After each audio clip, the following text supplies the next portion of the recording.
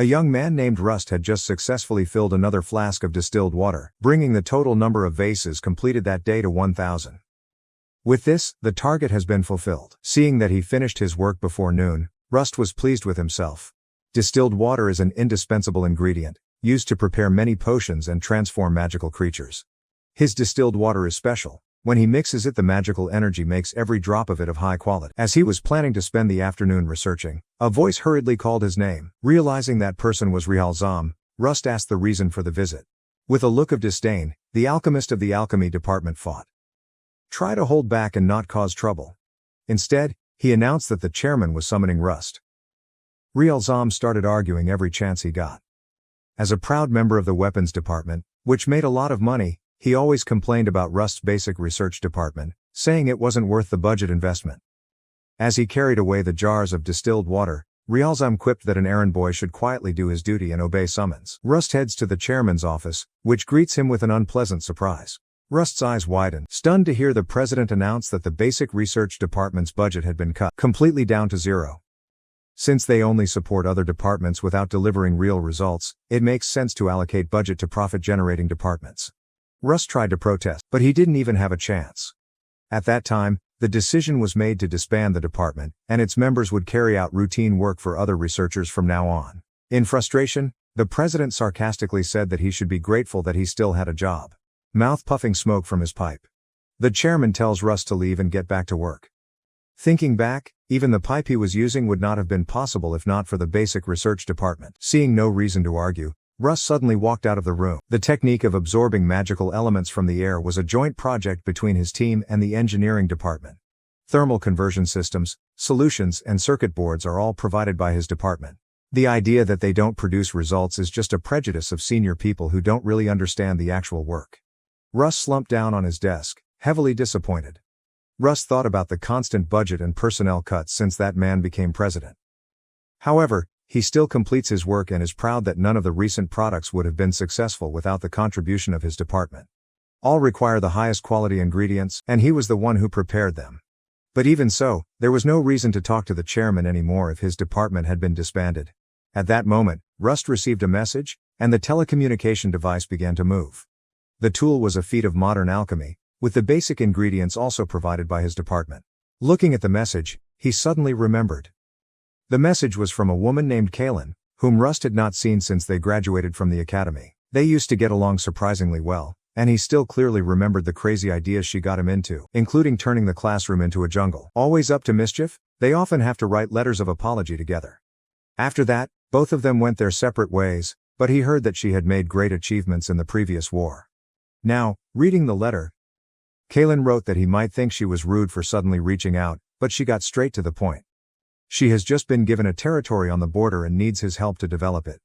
In front of Rust now are two paths. One is to stay in the guild and spend the rest of your life just doing odd jobs. The second is to accept the offer with an unwritten future. Remembering the face of an old friend, he quickly decided to give up. And happily followed Kaylin. Just pack my luggage? Rust, the young alchemist, reflects on his emotional attachment to this place after a long time of being together.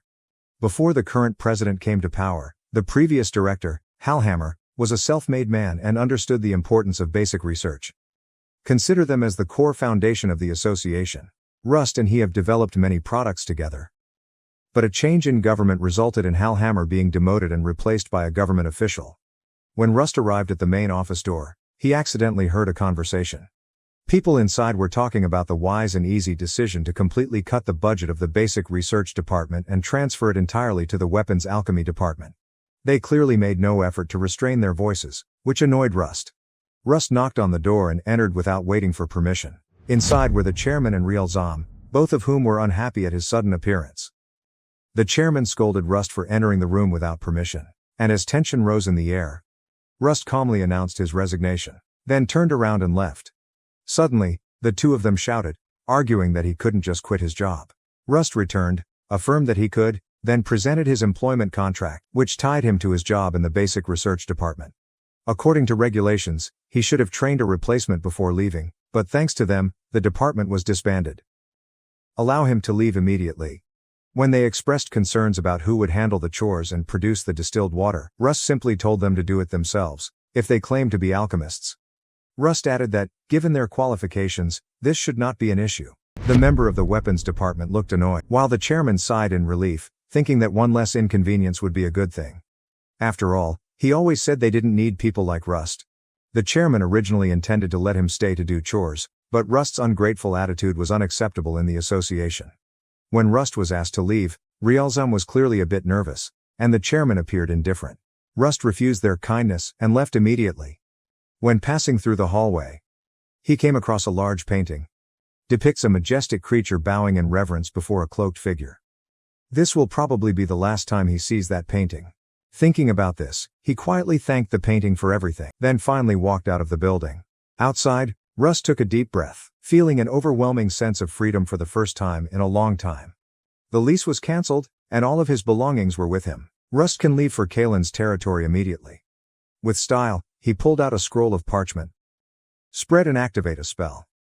Hold out your hand, and summon the necessary ingredients. He summoned his mount, Hippopo, a cute hippopotamus-like creature perfect for long journeys. Climb on Hippopo's back. They were eager to depart. And entered the border area. The territory that Rust was aiming for was in the northernmost part of the country. After deciding to resign, Rust contacted Kalen and informed him of his decision. As expected, she was very excited to welcome him back to help. Rust doesn't know how an ordinary alchemist like him can help. But as he hurried towards his destination, he looked around. I realized I hadn't been out for a long time. In the past, going to the forest to find ingredients was an everyday thing. It's so nice to smell the newly blooming flowers and feel the cold breeze again. Filled with joy, he realized he had been carrying a lot of stress. All these years. Now, away from the association, he had more free time and could even stop to gather some ingredients like before. While planning to approach the lake, the markings on Hippopo's ears glowed, waving continuously. Clearly something was wrong. Based on the signal, there is a high possibility that there is an injured person nearby, and Rust cautioned to proceed with caution. Rust spurred his horse into the forest and saw a person lying ahead. He quickly jumped down to help and told Hippopo to be alert. Setting foot on the grass, he looked around. If the person is on the side of the road, it could be a robber pretending to be injured. But that is unlikely to happen, because almost no one passes through this place. Move closer. He recognized the person lying on the ground as a shadow monk, a rare sight. Based on her uniform, she seems to be a follower of the goddess of revenge. Looking at her red and troubled face, Rust realized she was probably running a high fever. And still unconscious. Thinking back now, he remembered there were some herbs nearby that could be used to reduce fever. Maybe that's also the reason she came to this area. Rust wondered if she knew that. First, he needed to make sure her airway was clear and check her general condition. Silently asking permission, he gently turned her around. Unexpectedly, he saw marks on her cheeks and forehead. These patterns often indicate the presence of a curse. As she watched, her condition gradually worsened. Rust activated the magic scroll beforehand and began the process of copying magic onto the fallen shadow monk. The scroll floated above her body and quickly completed the scan of her condition. He ordered it to display the results, and the sheet of paper was immediately covered with various formulas and texts. Rust is certain that someone has placed a curse on this girl. Even though it's not dangerous, it's still best to take her to see a specialist. But looking at her painful face, he knew he couldn't wait any longer. Taking a closer look, Rust realized the fever was caused by poisoning. The wound on the side was probably where the poison entered the body. It was a special type of poison, likely caused by a familiar enemy creature. Currently, he doesn't have the right medicine available to deal with it. But with rich resources in the forest, Rust decided to make a new dose himself. After asking Hippopo to watch over the girl, he hurriedly went looking for ingredients. After just a few minutes of searching, he was tired, but his face still beamed with determination. Rust sighed, realizing that the years of inactivity were starting to take their toll. Fortunately, he had anticipated this situation, so he had prepared a few bottles of stamina-boosting pills, helping him immediately dispel fatigue when he drank them. Upon reaching the nearby lake, I see there are still some medicinal herbs left.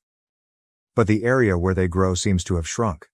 Rust wondered if someone had picked them periodically, but then remembered he was in a hurry. There are herbs here to restore physical strength, supports wound regeneration and detoxification. By themselves, they do not bring much effect, even after normal processing. Rust knew that the effectiveness of medicines made from these herbs would not improve much. Thinking about it, he realized that even if he got here, it would probably be difficult for the dark monk to save himself. But in her case, just a simple transformation from him is enough. In addition, he has a whole lake for raw materials.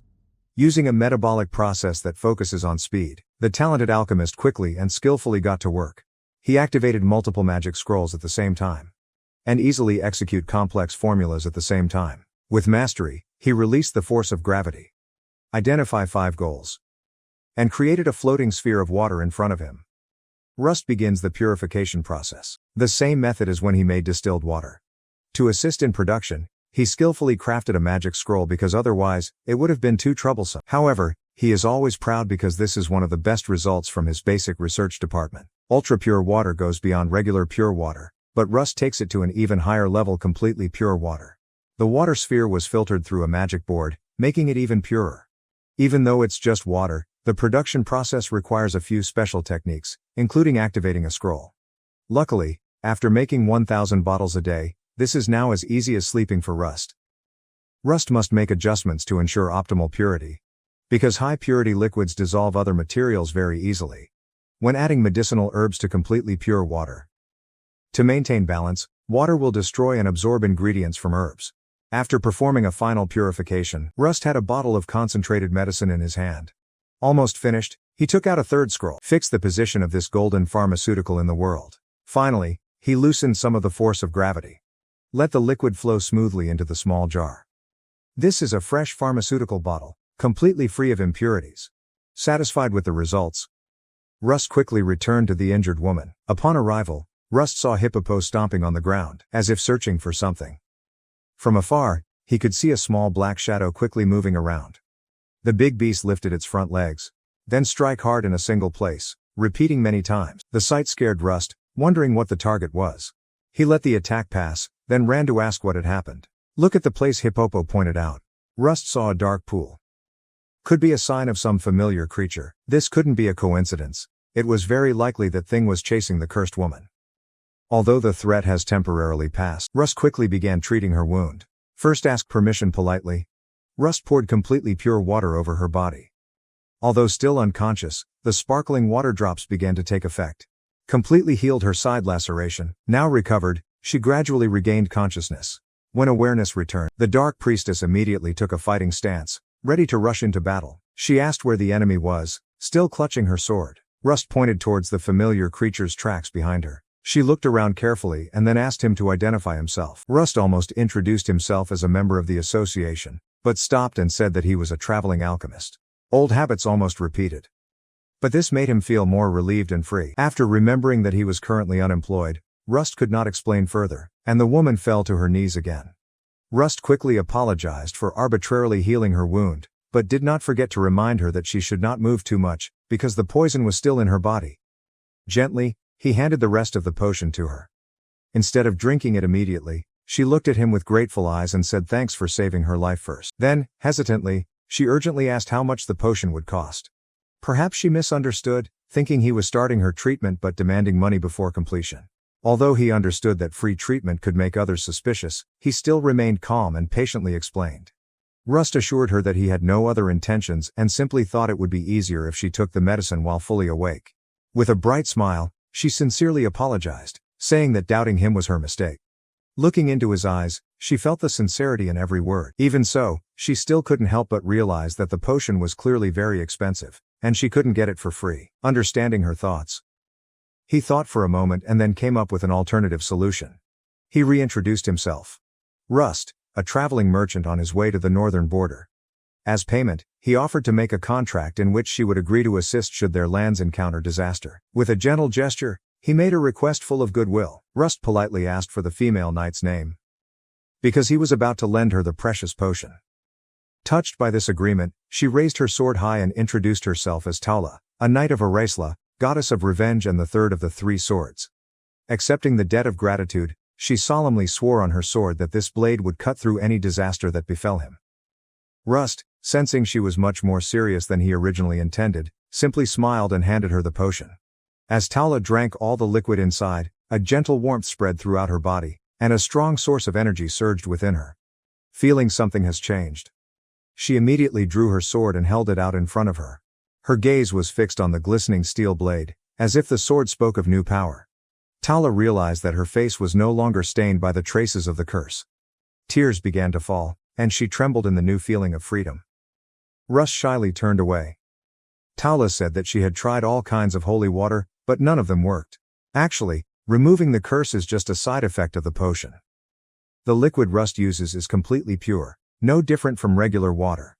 In other words, it is like original water, the original water that the gods created.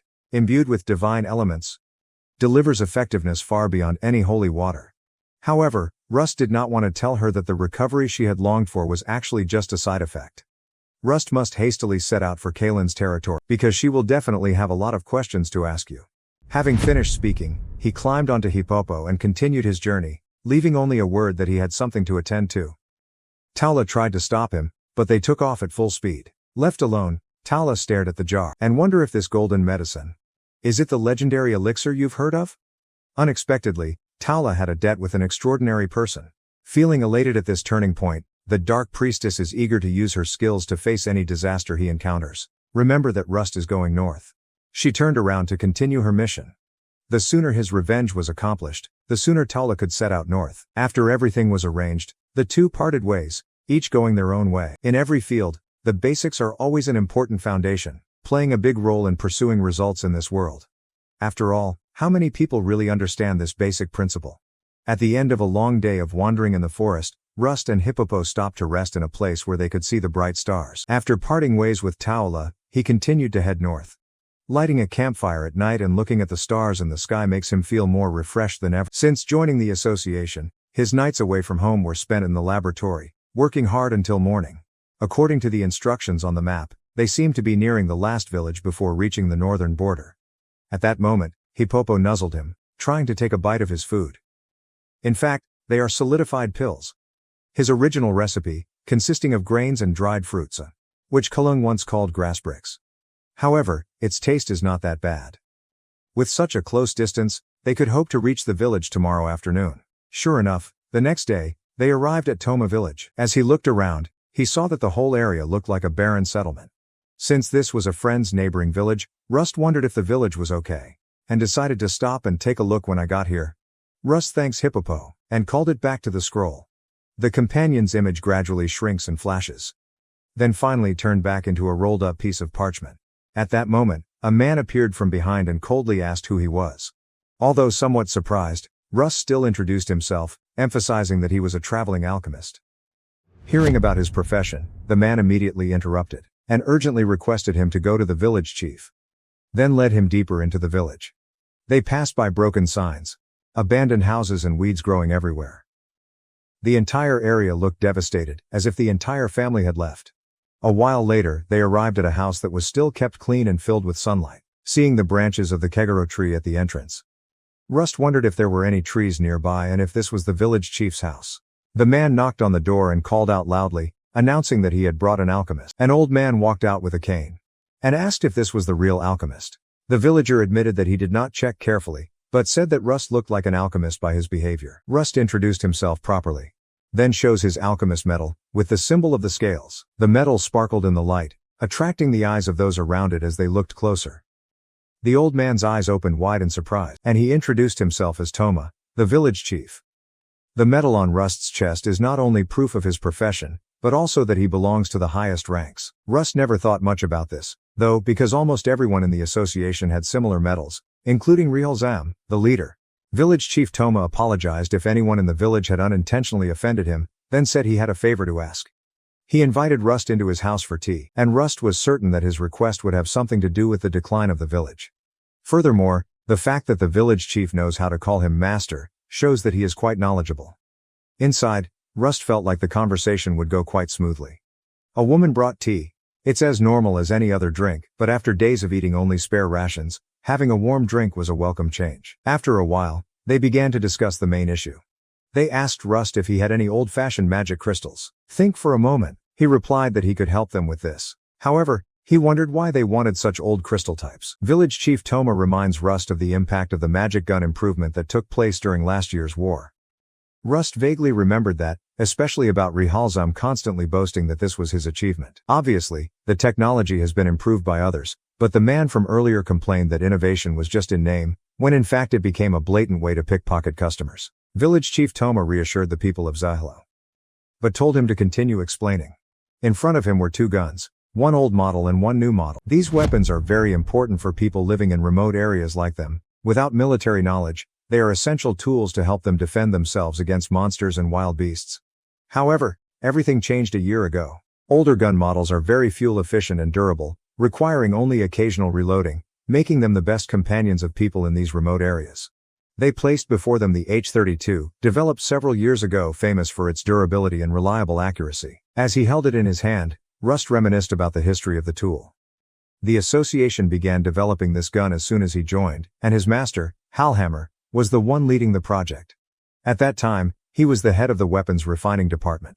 H-32's slogan at that time was peace of mind for soldiers until the very end. Still, there are critics who say its simple durability and low fuel consumption are too ordinary. However, it seems that those who actually use the gun rate it very highly. In contrast, R01 is completely different. They advertised R01 as advanced technology, but Zulu bluntly called it worse than a waste product. Although his words were rough, they were completely accurate. New gun models have improved power, but are fragile and prone to unintentional trigger pulls. The worst part is that they consume terrible fuel, forcing users to frequently replace very expensive magic crystals. This change is completely unnecessary, because the old gun models are already powerful enough. The biggest problem is that they stopped producing old-fashioned magic crystals when they stopped making the H-32 gun. Even though they still use the H-32, no one is making the old crystal anymore, so they are forced to buy a new useless gun model that is both too expensive to operate and incapable of defending themselves.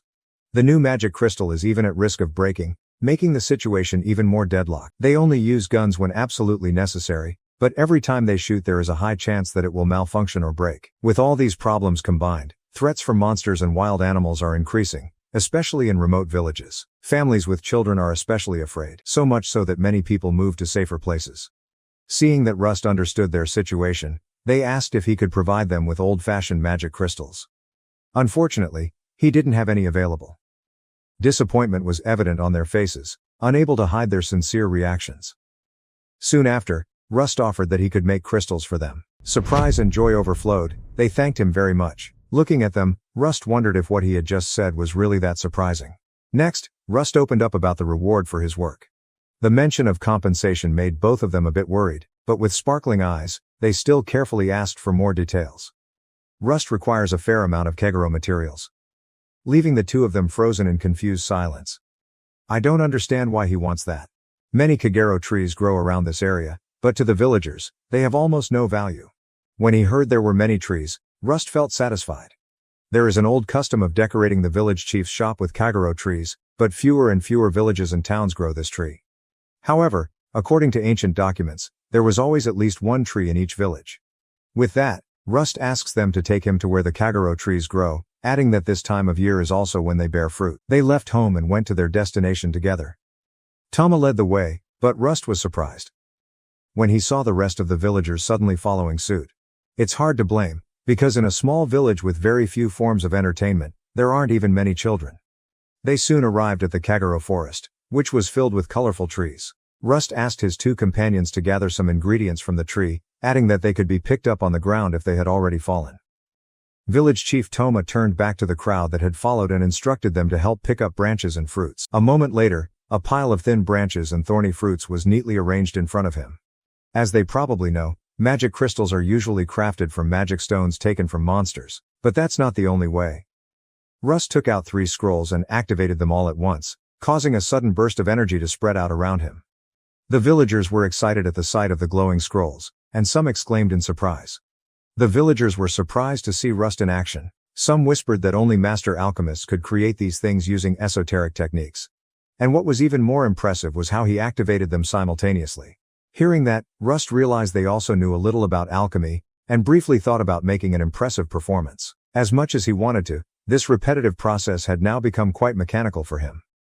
Scrolls expanded around Rust, elemental plates floating around him, shining amidst the dense forest. A moment later, some of the energy gathered in front of a scroll, and Rust uses the invention he is most proud of to process magical elements in the air.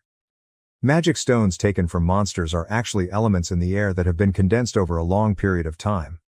So if you can filter it directly from the air, there's no need to collect it from monsters. In front of him were precious magical elements, with extremely high concentration. The others watched intently, clearly not understanding what was going on but still extremely curious and surprised. This makes perfect sense, because the purification scroll is Rust's own invention. And only he knows how to use it. This is the key point of this unique refining process. Rust held a Kagero and threw it at the gathering energy. Kagero fruits are often used in many refining processes, as they are very good at containing magical elements. Using another scroll, he began polishing the Kagero. Instantly, magical elements swirled around the fruit, creating a small but powerful tornado. People were amazed and cheered at the sight of the tornado, because the concept is easier to understand now that they have seen it with their own eyes. This time, the reaction was even greater. When Rust threw the Kagero filled with magical elements into the tornado, a miracle happened. One of the factors that determine the quality of magic crystals is how they are cut. Of course, the purifying scroll doesn't just create tornadoes. Its secret lies in the extremely fine particles inside, which are able to change the density of diamond dust and the speed of rotation. Rust controlled every single adjustment, and after enough time, he decided it was time to increase the density of the diamond dust. With just a wave of his hand, the tornado became larger and shone brighter. Seeing this scene, the women in the crowd were all ecstatic, curious as to what miracle was happening before their eyes. Rust finds it interesting that, no matter where they are, ladies are fascinated with shiny things. There are 3 standards for magic crystals: size, power, and capacity. In particular, size and capacity must be suitable for operation. And capacity is determined by how the crystal is cut. Fortunately, he still clearly remembered the standards of old-fashioned magic crystals. Concentrating intensely, he carefully adjusted it so it wasn't too small.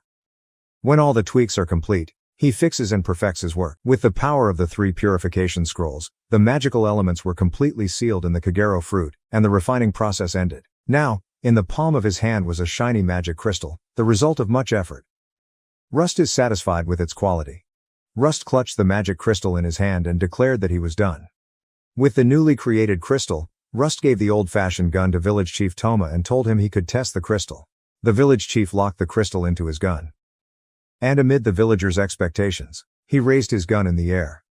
The explosion resounded, creating a powerful beam of light that pierced the sky. The villagers cheered happily, because now they no longer had to be afraid of monsters. Seeing everyone happy, Rust continued his alchemy work.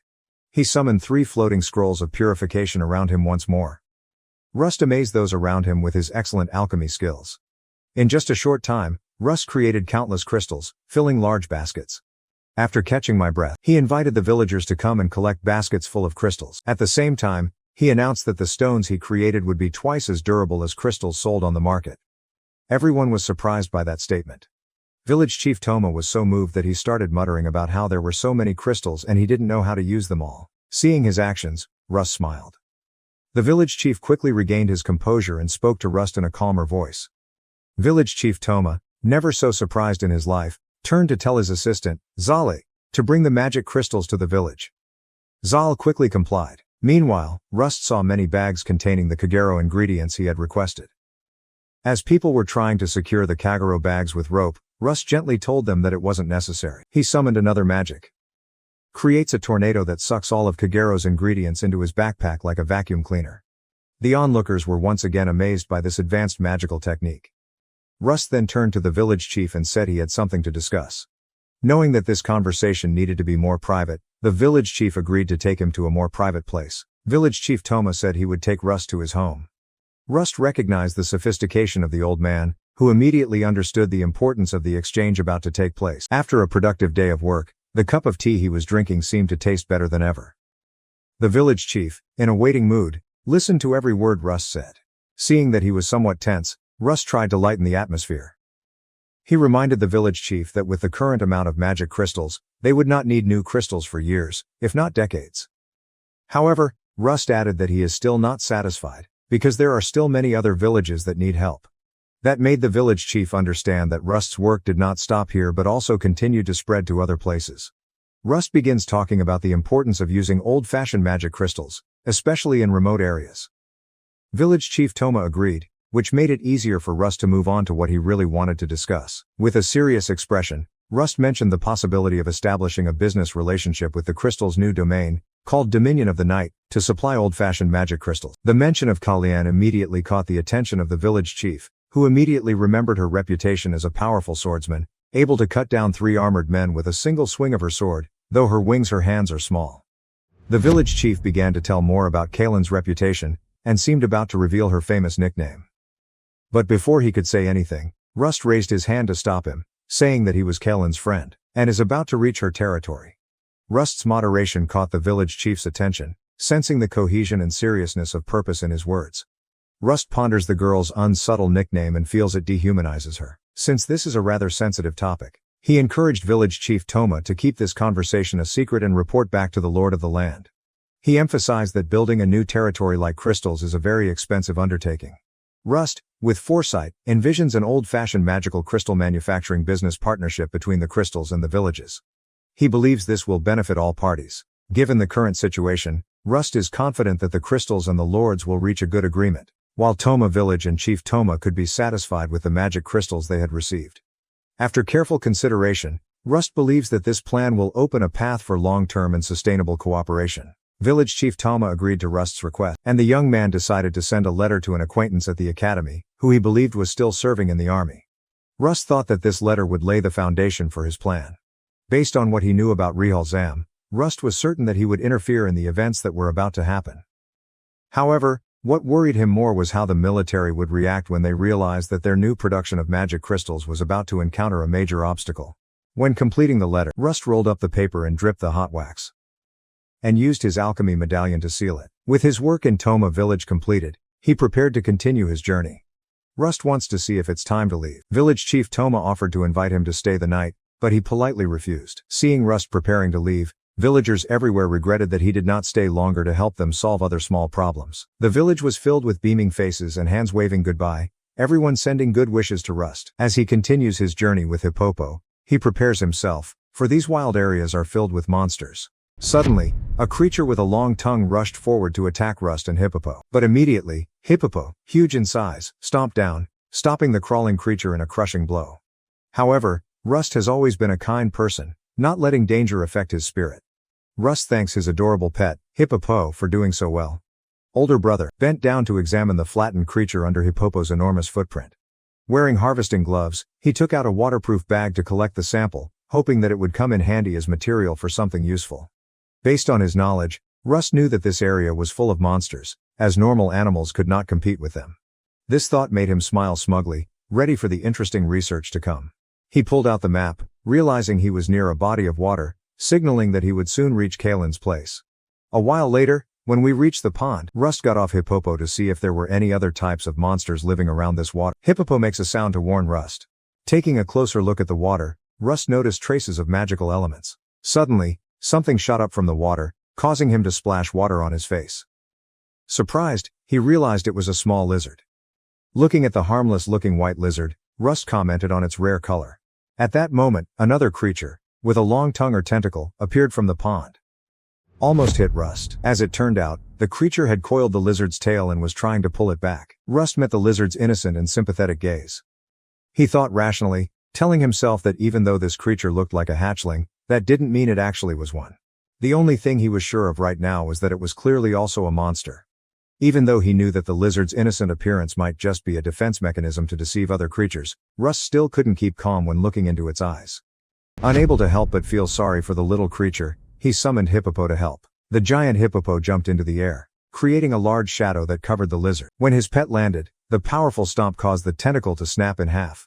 Free the lizard. When the monster retreated to the water, Rust approached the lizard and found that it was currently too weak to move. He also picked up the remaining tentacle, hoping that it could be used as an ingredient. Rust floated a magic scroll over the lizard to see if he could analyze it. Since this creature is not human, reading accurate information becomes difficult. Rust also theorizes that something is preventing him from gathering complete information. But from what he could read, he continued to experiment with caution. Rust noticed that the lizard was suffering from severe exhaustion. He hypothesized that its mitochondria might not be working at maximum capacity. While thinking about how to treat the lizard, Hippopo is still underwater, continuing to fight the tentacle monster. Unable to completely understand the lizard's condition, Rust was only able to brew a simple medicine. During the time he was doing medicine, Hippopo was able to pull up the tentacled creature's unconscious main body so he could examine it. Rust applied medicine to the lizard, but it hasn't woken up yet. Although the activity of the mitochondria appears to have improved. While considering other options, Rust noticed that Hippopo was showing sympathy and taking care of the little lizard. something he rarely saw his pets do to potentially dangerous creatures.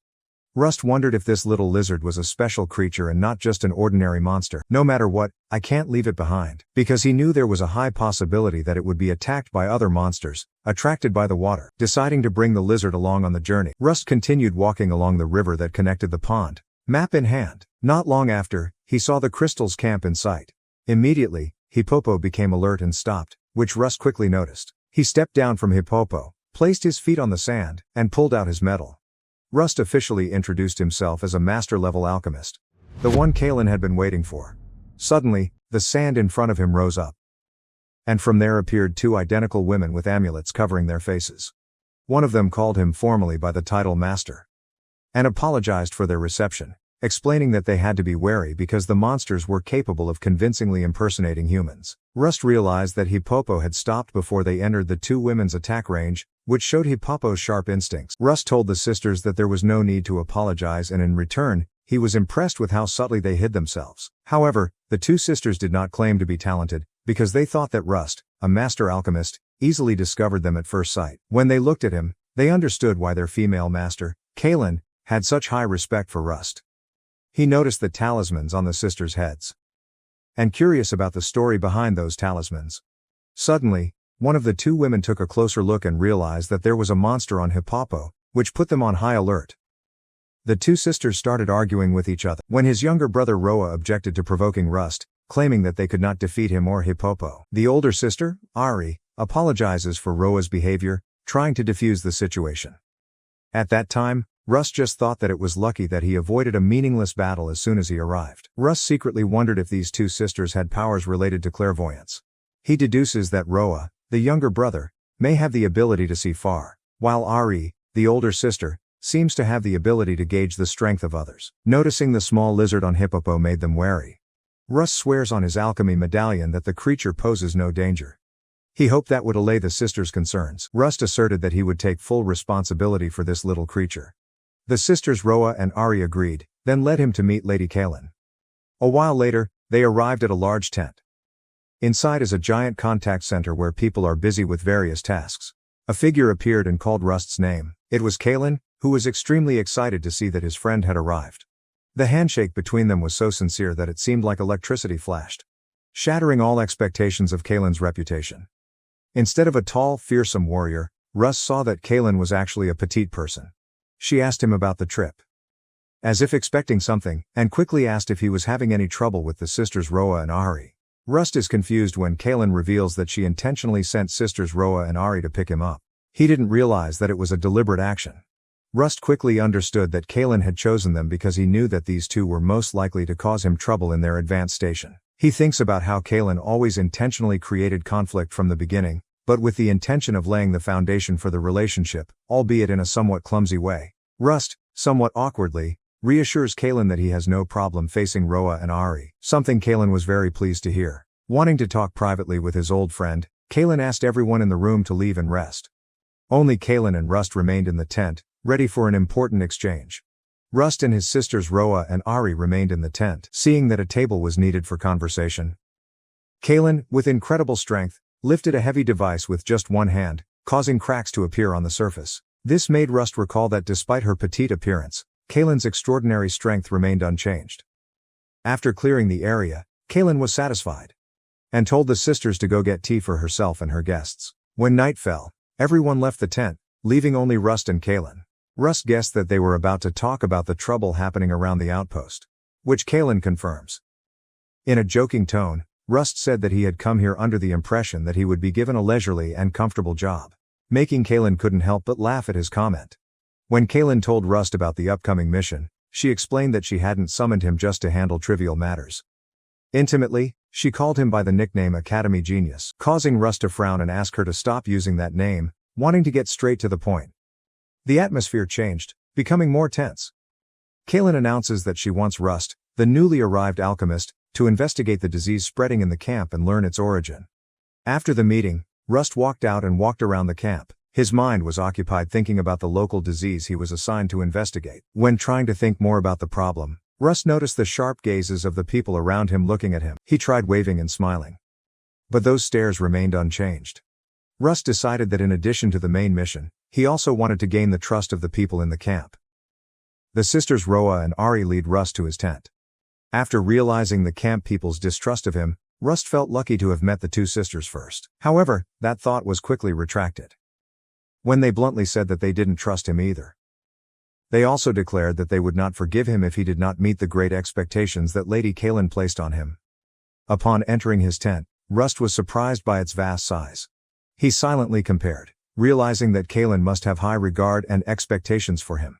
From an overall perspective, Rust's tent was even larger than the surrounding tents, as if to send a message to everyone about his importance. When he looked inside, he saw that there was no furniture or amenities prepared, as he expected from his old friend's personality. Rust just smiled, understanding that this was Kaelin's way of getting him to organize himself and start his work. Rust took out a scroll to get ready to receive the patients that Ari and Roa were about to bring in. With his magic, he summons a purified mat, resistant to water and dirt, to protect the work area. He gently placed the little lizard on a small piece of cloth to rest. Next, Rust pulled out a special scroll from his pocket, and activate magic summons a refining creature named Rose. Although she looks like a rose, Rose is actually a refined creature, like Hippopo. Rust asked Rose to make a sturdy nest for the little lizard. The magic activated, and Rose used vines from herself to build a beautiful nest for the little creature. Rust thanked Rose and continued to ask it to build standard items in the tent. Rose begins creating a bed, desk, and many other things Rust needs to prepare for the upcoming mission. His tent was quickly fully equipped, transformed into a comfortable space and ready for action. Rust explains that Rose is a refined creature he created when he was a student at the academy. This creature is especially useful during field investigations, when he has to leave for long periods of time. Rose was so effective that it reminded him of fond memories, when other students, especially Kaelin, frequently gathered in his tent to take advantage of the comfort that Rose provided. One of the sisters walked in, announcing that they had brought in a patient. Rust was ready and told her to bring the patient in. The patient began talking about his symptoms, saying he always felt tired and lethargic. Listening carefully, Rust quickly realized that he could diagnose and treat all patients' symptoms within a day. He got to work, using his skills and knowledge to help those in the camp, one person at a time. Rust hopes that treating many patients will help him find the root cause of the disease spreading in the camp. As he took on more patients, he began collecting data and quickly realized that the disease was more serious than he initially anticipated.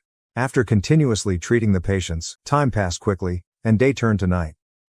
Roa was surprised at Rust's working speed when he saw that he had reached the last patient. Listening to the last patient describe his symptoms, Rust began to prepare a medicine for him. As his magic activated to complete the potion, he reflected on how right now all he was doing was treating temporary symptoms. Finishing the preparation, Rust gave the vial to the patient, determined to continue searching for the true cause of the disease. Rust ponders the need to identify the root cause of the disease to truly solve the problem. When taking medicine, the patient was surprised to find that the numbness in his hand disappeared immediately. Delighted, the young patient thanked Rust with deep gratitude, calling him a doctor. Rust felt happy to see the patient happy, because he had never received this kind of gratitude for his medicine bottles when he worked at the association. Now, when there are no more patients, Rust thanks Roa for his support during the day. But she simply replied that it was her job. However, Rust gives Roa a potion and says it is for fatigue relief. An act of kindness that Roa did not expect. This made her slightly confused but also felt the sincerity from the young man.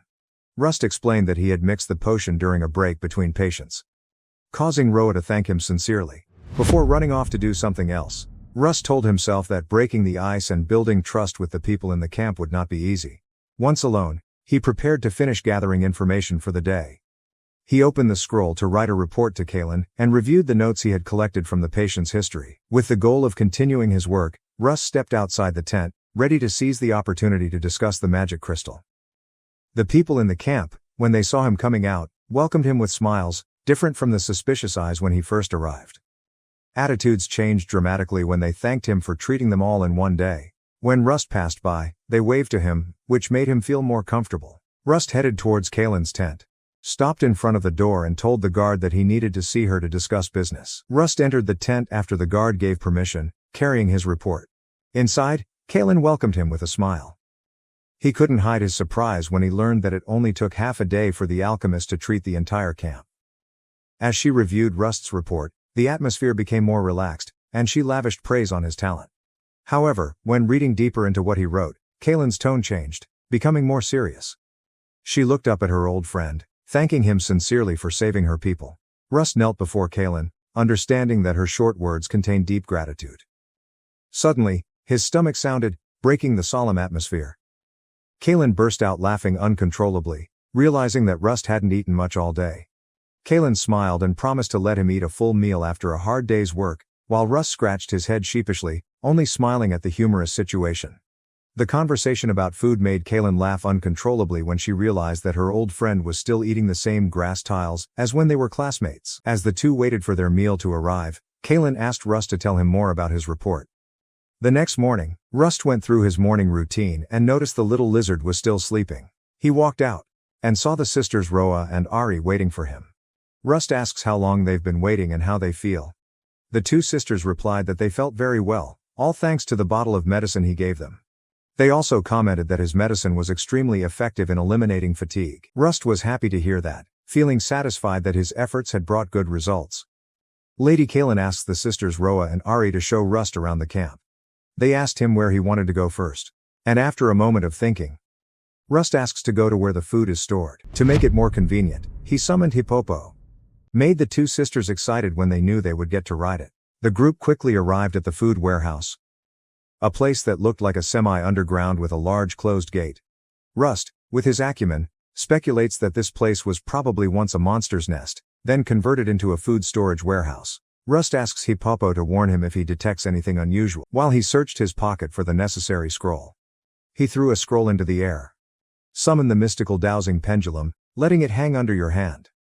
Rust explains to Roa and Ari that this dowsing pendulum is a magical element measuring tool, and the wider its swing, the more abundant the magical element in that area. Rust began walking around the area outside the food warehouse, noting how the pendulum reacted. When it reaches a specific area, the pendulum begins to swing more strongly, causing Rust to focus his attention on that place. Rust knelt down, watching the dowsing pendulum swing more violently, signaling that the magic underground is so concentrated that it can sterilize any bacteria that come close. He looked towards Hippopo, trying to find something on the ground, and noticed Roa also crouching down, helping in the investigation. Rust continued to follow the direction the pendulum indicated, examining what was displayed from his scroll. He discovered that there was a high concentration of magic anywhere in this area, but there was nothing unusual in sight. He began to ponder.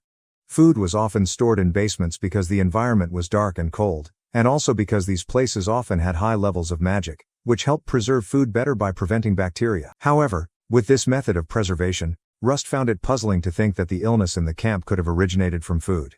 This made him even more determined to find out more about the real cause. Rust thinks that the disease may have originated from the monster that lived in this nest before. He asked Roa about what kind of monster used to be here, and she replied that it was a bear.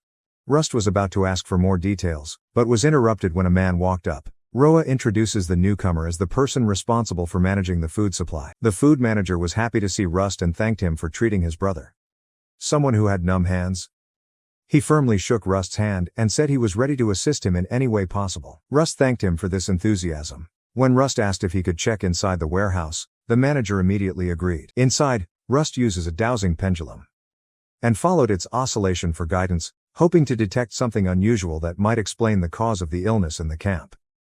Rust scrutinized his findings and found that all the stored food was in good condition. There were no traces of poison. With this conclusion, he decided there was no need to continue staying in the basement anymore. As he walked out of the warehouse, Rust asked Hippopo if he had found anything unusual, but even Hippopo found nothing. Roa and Ari asked if they can assume that the illness did not originate from the food warehouse. And Rust replied that he couldn't be 100% sure, but for the time being they needed to continue investigating. Rust decided to check elsewhere. Specifically the purified water vase, a place to store water for drinking and cooking for the camp. When observing the vase, Rust realized this was an old magic item with the purification function still working well. However, he did not believe it was the cause of the disease, especially since the paralysis the disease caused did not match what the vase could affect. Rust has tested both food and water supplies, but has yet to find a satisfactory answer. While he was engrossed in thought, one of the sisters suddenly suggested that he take a lunch break to eat and drink. Rust was startled because the girl stood too close to his face when saying this, making him momentarily scared. She explains that the reason she has to do that is because Rust often doesn't notice when he's focused on something. As the group started to head to the lunch place, Rust still thought about the way she reminded him, feeling that the approach was not natural at all. He turned to ask the sisters if Kalen asked them to make sure he ate. Even though the two didn't answer, Rust easily realized that Kalen had asked them to do so. Memories of the old days came back, when Kalen always worried about him in her own way. Rust could only smile and accept the thoughtful, albeit strange, care from his old friends. Rust remembers the old days when Kalen used to stuff food into his mouth whenever he was engrossed in research, making it impossible for him to refuse. Now, along with the sisters Roa and Ari, and Hipopo, they went to the camp cafeteria. The two sisters instruct Rust on how the cafeteria works. When he realized that Hipopo also wanted to eat, Rust uses refining magic to transform. The magic stones are finally ground into a bowl of grass pellets. He smiled when he saw his pet eating the entire bowl eagerly. At this time, the two sisters returned with the food tray. Rust looked at the dishes in front of him and realized that the menu was very simple, but one could see that the chef had tried to improve the flavor even with limited ingredients. Rust asked the sisters if everyone in the camp ate here, and they replied that people with families often ate together in their own homes. Looking around, the dining room scene reminded Rust of his days at the academy. He pulled out a scroll and began reviewing his findings. However, he quickly realized the two sisters were staring at him, as if wanting to say something. Rust asked the sisters if they noticed anything in common between the patients and the new cases today. Ari listened to him but advised him to stop working while eating. Still, she reported that she had not heard of any new cases today. Roa thought about his question and replied that she noticed that most patients were usually single. Hearing that, Ahri also realized this, and added that these people are often found in tent areas for people living alone. Rust thought about this information and asked if many single people ate at the camp cafeteria. Ari nodded, confirming that that was correct. Rust summons a scroll, displays an interface like a calculator, a unique invention of his. With a confident smile, he announced that he had found the answer. After that, he told the two sisters to stop eating immediately, explained that there is a small amount of poison in the food that affects the nervous system, consistent with the patient's symptoms. Hearing that, Roa and Ari immediately shouted to warn others in the cafeteria, asking everyone to stop eating and inform about the possibility of food contamination. Meanwhile, Rust was still engrossed in searching for information on his scroll and finally found what he needed. However, his expression suddenly changed. A bit of doubt appeared on his face, causing the two sisters to immediately ask, "What happened?" Rust quietly reviewed everything he had learned, as if verifying something important. Rust announced that he had somewhat figured out the cause, surprising Roa and Ari. Just then, the woman in charge of the kitchen appeared. Rust claims that he understands how the disease spreads, causing the chef to worry and ask if there was a problem with the food. Rust introduces himself as an alchemist sent by Lady Kalen to investigate the disease spreading in the camp. He offered to check the kitchen, and after arriving, he confirmed that the figures on his scroll were as expected. He asked Roa to inform Kalen to arrange a meeting within an hour. An hour later, Rust, Kalen, Roa, Ahri, the person in charge of the kitchen, and the manager of the bachelor tent all gathered to discuss. Rust, with a serious expression, is ready to share his findings about the disease and how it spreads. Lady Kalen started the meeting by saying that she had heard that Rust had solved the epidemic problem. Rust, with a calm expression, began to explain the origin of the illness. He said that it originated from the lake upstream of the river near the camp, where the poison of the monster that once lived there had a direct effect on the nervous system. Kalen confirmed that they did indeed use water from the river, but she believes that should not cause a problem, as the tank used to store the water was equipped with a toxin purification function. Rust agrees that the pitcher is doing its job in purifying drinking water. However, the problem lies in the water used for other daily needs, such as washing clothes and dishes, is taken directly from the river without going through any purification process. This shocked both the person in charge of the bachelor tent and the person in charge of the kitchen. They did not expect that the use of unpurified water for such work was the main cause of the spread of the disease. Rust, with his clear presentation, clarified the whole issue, making everyone aware of the seriousness of this. Rust went on to explain that he had investigated the bachelor tent and found small amounts of the monster's poison on eating utensils and washed clothes. This small amount of poison enters the body through skin contact or through the mouth, explaining why many patients came from singles tents. After listening, the person in charge of the kitchen and the manager of the bachelor tent felt extremely embarrassed and wanted to take responsibility for what happened. However, Lady Kalen immediately stopped them and said that it was she who decided to divide the water source. She explained that purified water needed to be rationed due to supply constraints, and so she took full responsibility and did not blame them. Kalen, with responsible leadership, reassured both of them, while Rust quietly observed, realizing the profoundness in the way she managed and protected her people. He felt that Lady Kaelin was not only a strong leader but also very benevolent. Lady Kaelin raised her hand in a leader's manner, declaring that their next mission was to destroy the monster living upstream, to put an end to the source of the poison. Rust, with a slight smile, suddenly revealed that the monster had been destroyed. The same creature that had attacked the white lizard earlier. He held up the remains of the monster as proof, shocking everyone in the tent.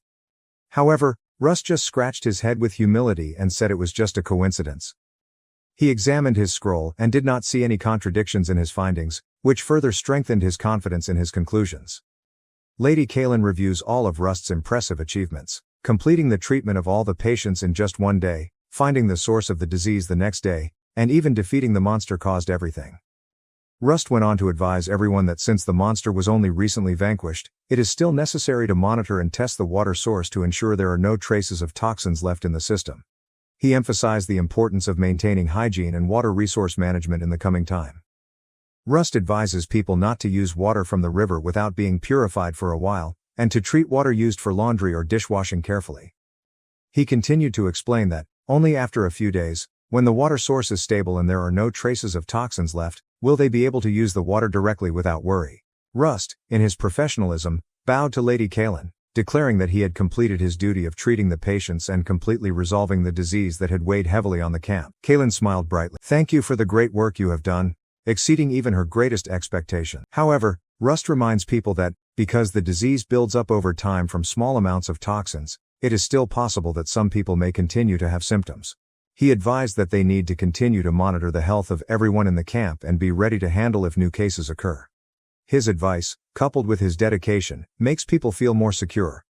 Rust told Kaelin that he would continue to treat people according to their condition, and requested that anyone who felt a problem should come see him immediately. Kaelin agreed, admitting that he had truly become an important part of the camp. Taking this opportunity, Rust decided to play a strategic move, asking Kaelin if she had plans to expand the water purification tank. He suggested that he could do that, provided the necessary budget was given. Without hesitation, Kaelin, with the demeanor of a decisive leader, granted his request.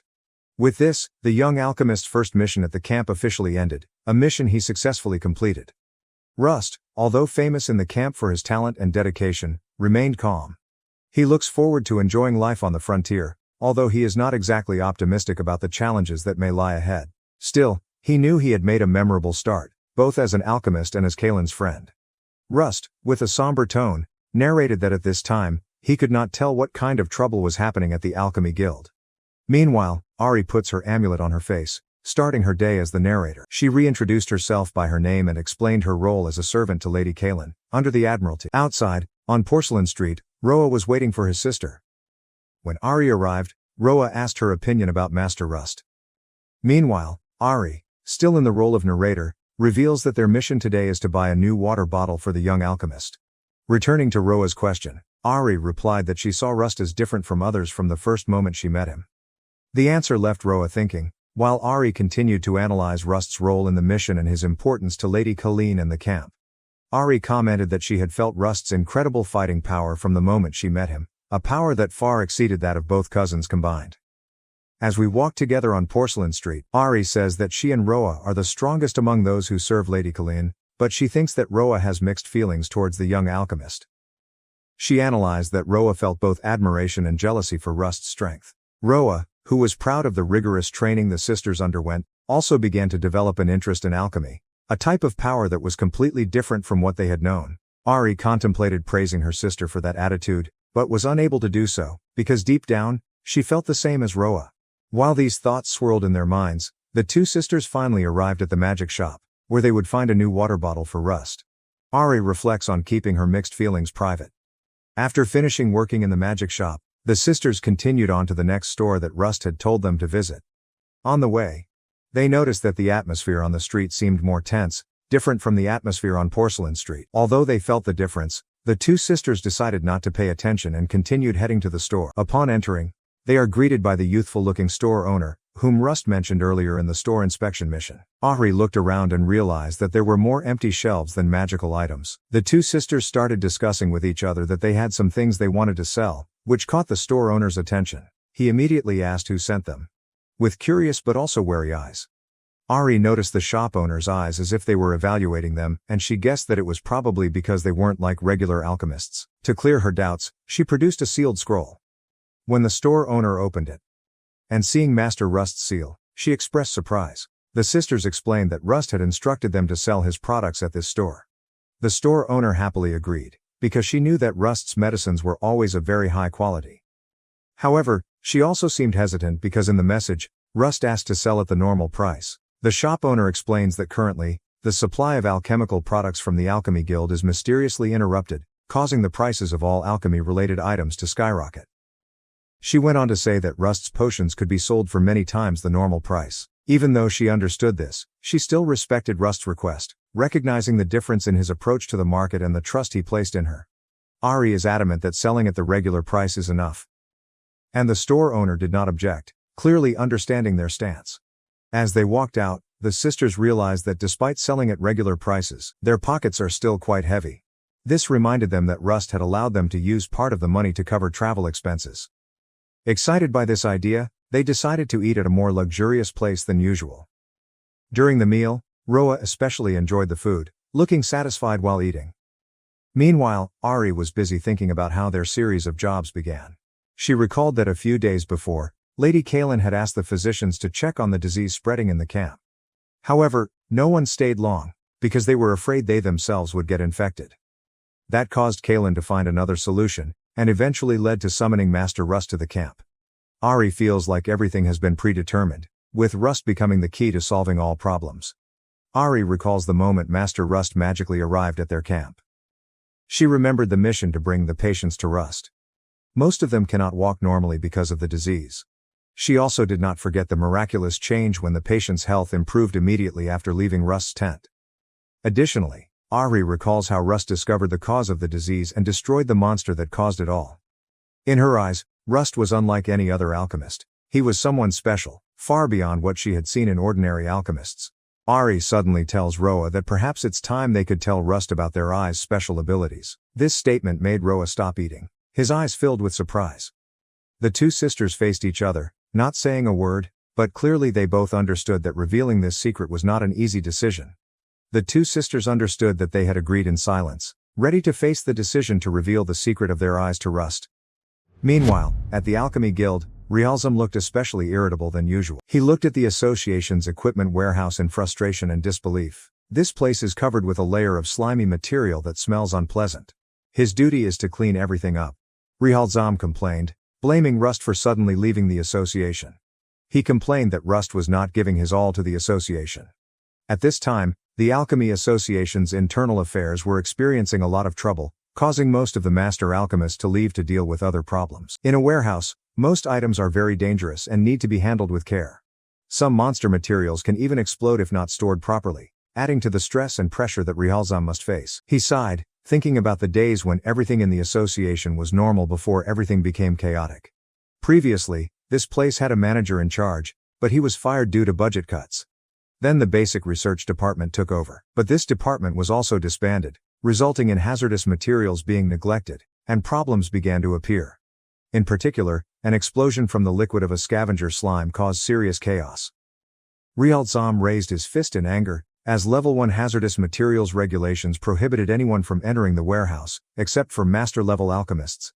If it weren't for this rule, he would have sent a subordinate to replace him long ago. At that moment, a voice rang out, repeatedly calling his name, signaling that trouble was happening. Rialzam, still busy with the problem, tried to ignore it and replied that he was busy. However, the young man named Tortak was adamant, insisting that the matter needed immediate attention, forcing Rialzam to heed the warning. The vice president of the Arms Association was shouting, "Request someone to summon Master Rialzam immediately." Not expecting his superior to personally seek him out, Rialzam turned to scold Tortake for not speaking sooner, then ordered him to find a master-level alchemist to finish cleaning out the storage. However, Tortake tried to argue, but his words had no effect. Rialzam, with an arrogant look, quickly left to meet the vice president, even though he was extremely uncomfortable at having to appear in such a disheveled state. As he walked away, he grumbled that he couldn't ask a master alchemist to do this cleaning job, especially since no one knew when they would return. Meanwhile, he realized that the immediate thing to do was to close the warehouse door, before the magical elements in the air entered and caused more trouble. Realzam, although reluctant, understood that this was the only way to limit the damage right now. Realzam held out his hand. But strict regulations stopped him from entering the vault without the Master Alchemist's medallion. Unable to do anything else, he decided to go to the entrance of the association and wait for a master-level alchemist to return from their journey. With his immaturity and inexperience, Realzam left without realizing that he had just let the magical elements in the air enter the storage room completely freely. This not only increases the risk of causing serious trouble, but also makes the situation in the association even more complicated.